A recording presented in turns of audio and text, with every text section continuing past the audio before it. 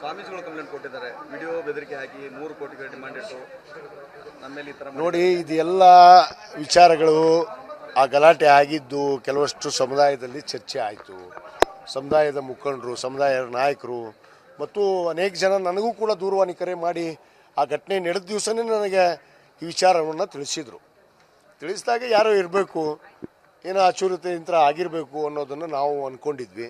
ಆದರೆ ಅದು ಈ ರೀತಿ ಮುಂದುವರಿಯುತ್ತೆ ಅನ್ನೋದು ನಾವು ಕೂಡ ವಿಚಾರಣೆ ಮಾಡಿರಲಿಲ್ಲ. ಯಾಕಂದರೆ ಒಂದು ಗಲಾಟೆ ಆಯಿತು, ಒಂದು ಹೆಣ್ಮಗಳು ಹಿಂಗೆ ಅನ್ಯಾಯ ಮಾಡಿದ್ರು ಅನ್ನೋದು ಮಾಧ್ಯಮದಲ್ಲಿ ಗೋಚರ ಆಗಿದ್ದನ್ನು ನಾನು ಕೂಡ ನೋಡಿದೆ.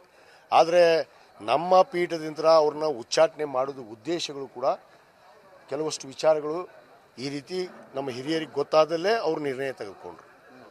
ಎಲ್ಲ ಸಮಾಜದವರು ಏನು ಈ ರೀತಿ ಅವ್ರು ನಡೆ ತಪ್ಪಿದ್ದಾರೆ, ನುಡಿ ತಪ್ಪಿದ್ದಾರೆ, ಅವ್ರ ಆಚಾರ ವಿಚಾರ ತಪ್ಪು ಹೋಗ್ಬಿಟ್ಟವು.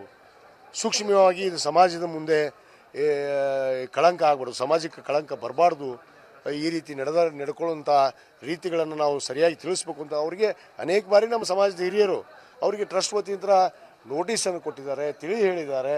ಅವ್ರು ತಿಳ್ಕೊಳ್ಳುವಂಥ ಕೆಲಸ ಮಾಡಲಿಲ್ಲ. ಅನಿವಾರ್ಯವಾಗಿ ಯಾರು ನೊಂದಂಥ ವ್ಯಕ್ತಿ ಇವತ್ತು ಕೋರ್ಟ್ ಮೆಟ್ಲಾಗೋದು, ಇವತ್ತು ಪೊಲೀಸ್ ಸ್ಟೇಷನ್ ಮೆಟ್ಲು ಹತ್ತೋದು ಸಹಜವಾಗಿ ಯಾರಿಗೆ ಅನ್ಯಾಯ ಆಗುತ್ತೆ ಅವ್ರಿಗೆ ಕಾನೂನು ನೆರೆಗೆ ಹೋಗಬೇಕಲ್ಲ. ಆ ರೀತಿಯಲ್ಲಿ ಹೋಗಿದ್ದಾರೆ. ಆ ಘಟನೆಗಳು ನಡೆದಿದೆ ಅನ್ನೋದು ಗೊತ್ತಿದೆ. ಇವತ್ತು ಏನಾಗಬೇಕು, ಯಾರ್ಯಾರು ಏನೇನು ತಪ್ಪು ಮಾಡ್ತಾರೆ ಅದನ್ನ ಮಾಡಿದ್ದು ಅನ್ನೋ ಮಾರಾಯ ಅಷ್ಟೇ. ಅಲ್ಲ, ಕೊಡಬಾರ್ದಾಗಿತ್ತು ಅಂತ ನಾವು ಹೇಳ್ತೀವಿ. ನಾವು ಅವ್ರು ಹೇಳ್ದಂಗೆ ನಡಿಬೇಕಲ್ಲ. ನೋಡ್ರಿ, ಒಂದು ನಮ್ಮ ದೇಶದಲ್ಲಿ ಒಂದು ಶ್ರದ್ಧೆ, ಮನೋಭಾವನೆ, ಆ ಕಾವಿಗಿರುವಂಥ ಒಂದು ದೊಡ್ಡ ಗೌರವ ಇದೆ. ಆ ಗೌರವಕ್ಕೆ ಆ ಒಂದು ಕಾವಿಗೆ ಇವತ್ತು ಕಳಂಕ ತಂದಂತೆ ಇದು. ಯಾಕಂದರೆ ಇವ್ರ ವೈಯಕ್ತಿಕ ವಿಚಾರಗಳು ಆ ರೀತಿ ಇದ್ರೆ ಅಂದರೆ ಇವರು ಸಂಸಾರಸ್ಥರಾಗಬೇಕಾಗಿತ್ತು. ಯಾಕೆ ಸನ್ಯಾಸಿ ಪೀಠಕ್ಕೆ ಬರಬೇಕಾಗಿತ್ತು? ಸನ್ಯಾಸಿ ಪೀಠ ಯಾಕೆ ಬೇಕು ಇವರಿಗೆಲ್ಲ? ಒಂದಲ್ಲ, ಹಲವಾರು ಘಟನೆಗಳು ಅದಾವೆ. ಅಕ್ರಮ ಆಸ್ತಿ ಮಾಡಿದ್ದಾರೆ, ಆಸ್ತಿ ಮಾಡಿದ್ದು ನಮ್ಗೆ ದಾಖಲೆಗಳು ಸಿಕ್ಕಿದಾವೆ. ನಾವೆಲ್ಲವನ್ನು ಹೇಳ್ಕೊಂಡು ಕೂತ್ರು ನಾವು ಏನೋ ಬ್ಲ್ಯಾಕ್ ಮೇಲ್ ಮಾಡ್ತೀವಿ, ಅವರು ವಿರೋಧಿಗಳಾಗಿದ್ದೀವಿ, ನಮ್ಮ ಮೇಲೆ ವಾಟ್ಸಪ್ಪು ಇನ್ಸ್ಟಾಗ್ರಾಮ್ ಮೇಲೆ ನಮ್ಮ ಫೋಟೋ ಹಾಕಿ ಕೆಲವಷ್ಟು ಏನು ಈ ಲುಚ್ಚಾಗಳಿಂದ ಏನೇನೋ ಟ್ರೋಲ್ ಮಾಡಿ ಮಾತಾಡಿಸುವಂಥದ್ದು ಇವರೇ ಮಾಡೋದು ಕೆಲಸ. ಅದು ಇವತ್ತಲ್ಲಿ ನನಗೆ ಗೊತ್ತೈತಿ ಇವ್ರ ಸ್ವಭಾವ. ಹೌದು, ಇವರೇ ಕೂತ್ಕೊಂಡು ಮಾಡಿ ಹಾಕ್ತಾರೆ ಅವ್ರನ್ನ. ಇವ್ರು 24 ತಾಸು ಪ್ರಚಾರ ಸ್ವಾಮಿ. ಅದರಲ್ಲಿ ಏನು ಎರಡನೇ ಮಾತೇ ಇಲ್ಲ.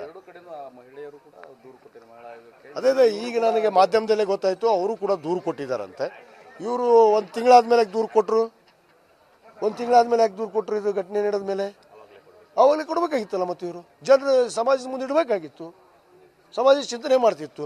ಸಮಾಜಕ್ಕೆ ಯಾರಿಗೂ ಹೇಳಾರ್ದೆ ನೀವು ಹೋಗಿ ಕೋರ್ಟ್ನಲ್ಲಿ ಸ್ಟೇ ತೊಗೊಂಬಂದ್ರಲ್ಲ, ಯಾಕೆ ತೊಗೊಂಬಂದ್ರು? ನನ್ನ ಪ್ರಶ್ನೆ. ಯಾಕೆ ನೀನು ಆಯ್ತಪ್ಪ, ನೀನು ಚಾರಿತ್ರವಂತ, ನೀನೇನು ತಪ್ಪೇ ಮಾಡಿಲ್ಲ ಅಂದರೆ ಕೋರ್ಟ್ನಾಗ ಯಾಕೆ ಸ್ಟೇ ತೊಗೊಂಬರ್ತೀಯಪ್ಪ? ನಿನ್ನ ವಿಷಯಗಳನ್ನು ಮಾಧ್ಯಮದಲ್ಲಿ ಗೋಚರಿಸಬಾರ್ದು ಅಂತೇಳಿ.